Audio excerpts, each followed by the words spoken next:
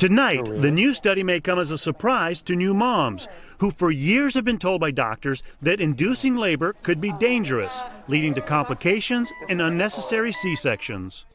That's my panda. That's what concerned Lex Owen, who wanted to induce because her husband is in a wheelchair and can't drive. I was really hoping to avoid a C-section if at all possible, as I think all women are.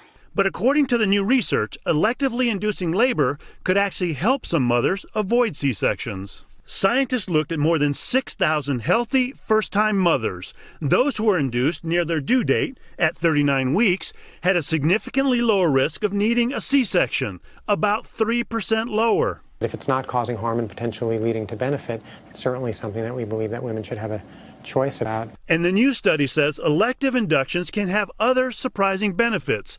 The new moms who were induced also experienced less pain during delivery. New information giving peace of mind to Lex, who scheduled an induction, helping her feel more calm and prepared for the arrival of her greatest joy, a healthy baby boy named Kincaid.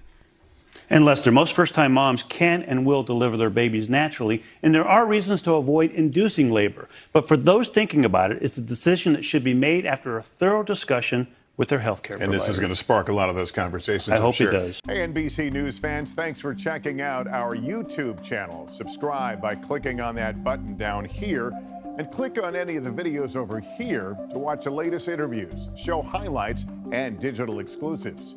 Thanks for watching.